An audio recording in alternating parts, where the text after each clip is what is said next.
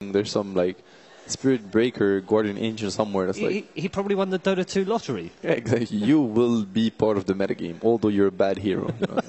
There's something like this. Malini, defend it. I like Spirit Breaker. I think, I mean, obviously there's a small element of randomness there, but at the same time, it played really well into their playstyle. They're very, very aggressive, looking for a lot of kills. We saw that one fight where he turned a single target stun into a 4-hero stun. But they drafted really well around it. Like Spirit Breaker couldn't charge away in lane because they were always waiting with the Frostbite or the Lift.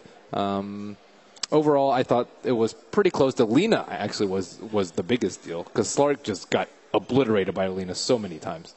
I mean, he didn't build BKB. I felt it was necessary for the Slug to have a BKB that game. Like, he could have just, like, got trapped in the cogs and CM with the ultimate will actually destroy him. So I'm not sure why he didn't actually prioritize on getting magic immunity that game. I felt it was the utmost necessity for him to actually have it. Well, I actually have a bit of extra inside information about MVP's Phoenix draft, previous game.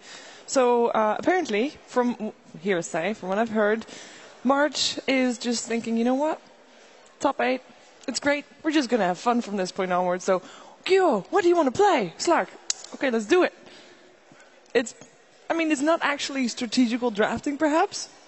Sounds really weird to me if they have that approach. I mean, they did great so far. I thought they had a good shot at winning. And, yeah, maybe that approach is like, if we play on the heroes we like and we have a lot of fun, then we're going to be better. So if they look at it that way, why not? But I actually think Stark was a very fine pick here. I don't think it was I think it was a fine pick, but as you said, you're facing a Crystal Maiden, although he didn't skill ulti that early, and I thought it was questionable, but anyway, when TM has ulti, Clockwork with Blade Main as well, you can't really fight a Clockwork Blade Main as Slark if you don't have BKB, or at least not effectively. You're going to lose a lot of HPs in the process.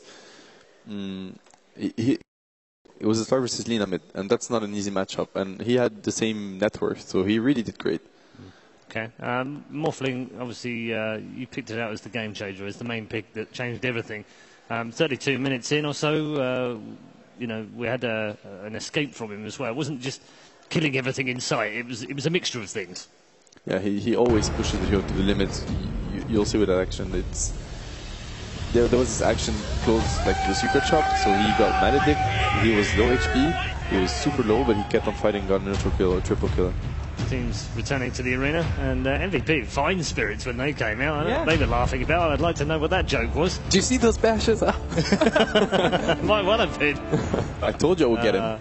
Yeah, maybe it was. Maybe they were saying, "Hey, should we play techies? That'd be hilarious now." Well, I'm very happy they're in very high spirits. I mean, it is an elimination game after all, and we've seen it in the past few days that sometimes the pressure and in this type of match can be really high. But I don't see the pressure. There's no pressure on MVP Phoenix right now. They are just enjoying every moment of it in there. I mean, talk about having fun. If I'm playing against Sebastian, first pick Spirit Breaker, second pick Techie. Well, I'm going to give you the game for sure. Don't give it away, because we're supposed to be a five-person panel here. We're supposed to be playing together in the same team. You can't give strategies away like that, so they know how to beat us. Spirit Breaker. But I mean, it worked really well for him, and also we have to point out that he really uses the hero to the maximum potential, in the sense that when you charge in a team fight with Spirit Breaker, you always want to charge the guy that's sitting, as far as possible, so you can bash everyone, stun everyone on the way. And he's been doing that a lot. I don't remember who they were facing, but there was this big highlight where he just charged and got a triple stun, and it ended up being a team wipe, thanks to his initiation. It was just before the Roshan, wasn't it? Yeah, it was. I can't remember who they were facing, but it was some very intense game where he actually was the X factor. Yeah. We were mentioning Morphling just before the teams came out, so why don't we just have a look back at one of the very few clips of how doing his hell things. This was around 32 minutes, and this was the escape. That is thanks to FY. Yeah, right here, he went for the Skadi instead of the Manta, so he can't really... But FY just lifts the Spirit Breaker and he survives. And he got Queen of Pain blink, blinks away with his own blink dagger as well, and nowhere in sight. This was the fight where we were thinking, oh, this guy's going to regret not getting a Manta, and then FY showed up. Yeah, savior of the day. And it's also for the... that action after, they're unstoppable, because the momentum, the tempo is completely broken, because they just get picked off right and left, and then they need to group up as a team MVP if they want to actually take those fights. If it's 1-by-1, Vici Gaming, they have a lot of chasing potential, they have a lot of disables, so they're just gonna go down 1-by-1, and the FY play was crucial as a support for all the support players out there when you don't necessarily know what to do at the same point in the game, because sometimes your core are farming, they're waiting for items, and like looking at the map and being like, all right, that guy is pretty, you know, deep, like across the river, he's probably in danger. Just sitting behind him can turn, because they use so much. It's a BKB charge from the co-op, an ulti, 3 heroes or 2 heroes rotating to a lane without any effectiveness. It's a great play from the Rubik. I think to strengthen that point as well, like sometimes if you think as a support what you want to do, you're going to go to the lane that you have the highest potential to kill. So more or less, it's most often on the carry's lane, since he's going to be able to dish out a lot of damage. Definitely. Okay. Morphling first pick, TI5. Great to see that. Slark first time at the main event as well, so a couple of new ones. What are we going to see in game 2? No? I thought we were going to see a tech. It's yesterday's story now. You never know, but I mean, it's not very... You know, Morphling is weak against Doom, and we haven't seen Doom. Oh, we haven't seen Doom yet. They run Doom MVP? Possibly in the past, but the hero is just... I want to see March Bristleback. Since they could pick it, the Wisp is getting banned, and then they're getting the combo, but it could be an option. All right, we're going to head into the draft for game 2 shortly.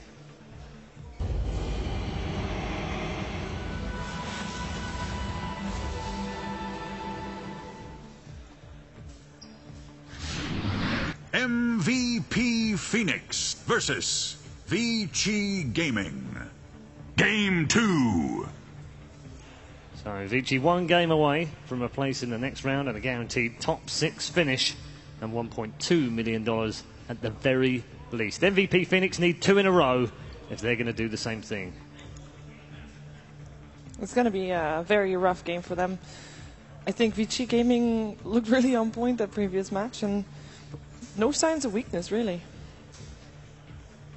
I think they should go with the same sort of strategy, maybe just refine the hero picks a little bit and tailor it more against Vici's draft, and I think that's probably their best approach to winning. I think late game, like, that's not a strategy that MVP Phoenix is known for, and Vici, I think, is much better in the decision-making in the middle late game. And as we saw, like, Phoenix just got picked off once or twice, and then everything just fell apart.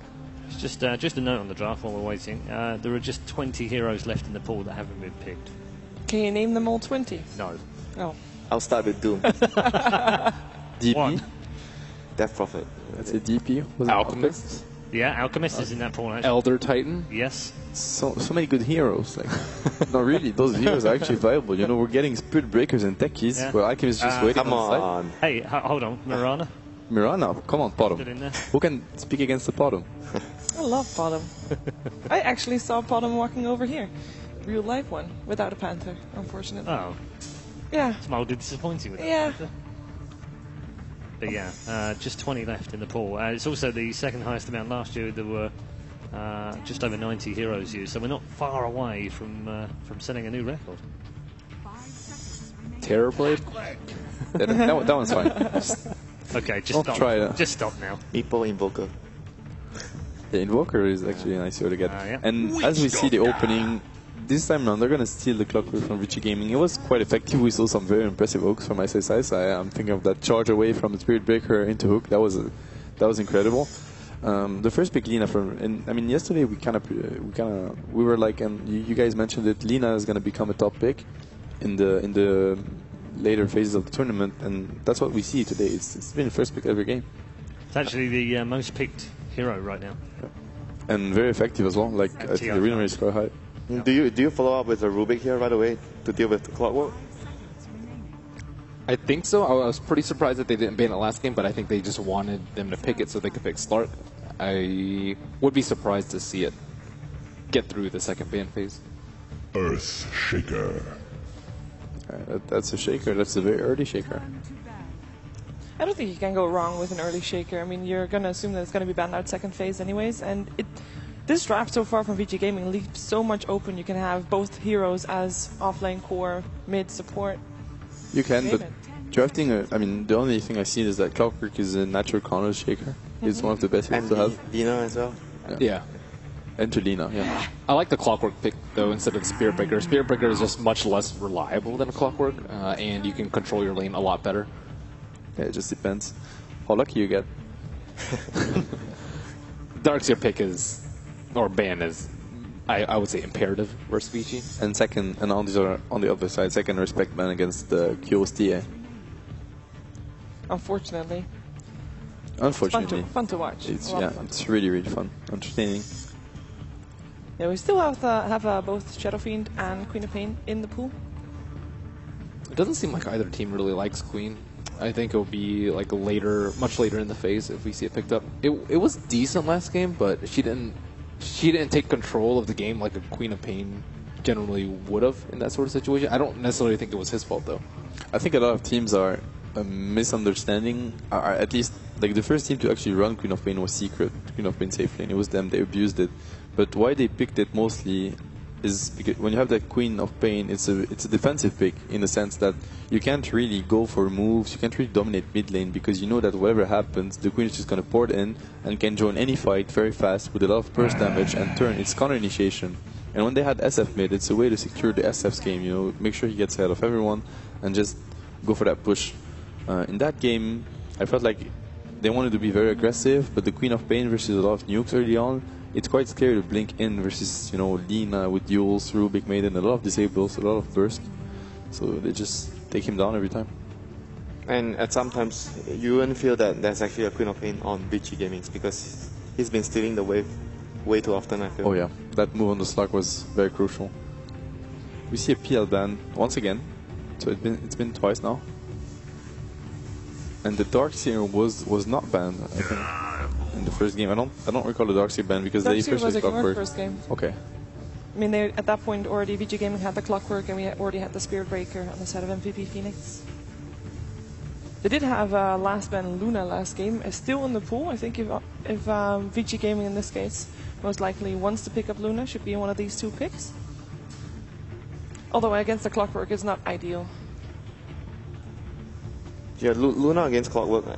When Clockwork gets an early good start, without a BKB you can't cast any of your spell. You can't cast your Eclipse and your Beam as well. So it's kind of a good way of dealing with the Luna early on. And as a Luna player, I know most of the players there don't really like to go for early BKB. You want to go for a farming item first. Yeah, and I think when Hao plays Luna, he likes to go for Drum Tequila and just start fighting straight away as well. Not really wanting to take time to farm up that BKB before doing anything. MVP Phoenix sticking into their bonus time already, quite heavily. I'm actually thinking whether they want to go for like a Shadow Fiend against what Vici have, because it's one of the heroes that Kyo is really good at. You were talking about TA, since there's no TA, the other two replacements would be either the Shadow Fiend or the Storm. Definitely, the Storm would be an option. They have a lot of disables, but it's also a good hero to just go and find that Shaker in the fights and make sure. I think the Clockwork is already going to cause a lot of issues to the Shaker. Do you think it's a Shaker offlane? Because we've seen it. We've seen both Shaker support for Vici and Shaker offlane. I think it's far more likely Shaker support at this moment. Yeah, I like the Shadow Fiend and the Storm, but at the same time, it's just going to invite a anti-mate pick from Vici. And they went for the co-op again. Is there a chance that we're still going to see another Slark on MVP Phoenix? Or? It's a good hero to have. I mean, it's always a good hero to have versus, you know, stunners. But in that case, I think Shaker. It's quite scary to play Slark into Shaker Dina. I think it's a lot of control and a lot of burst damage. I think it's not the stuns that's the biggest issue. It's like AoE damage. Yeah. Slug struggles against that. If you want to play Slug versus this, you need to get a BKB. Yes. You have to. He can't really go for the build like the last game. He can't be too greedy if they were to go for the Slug once more this game.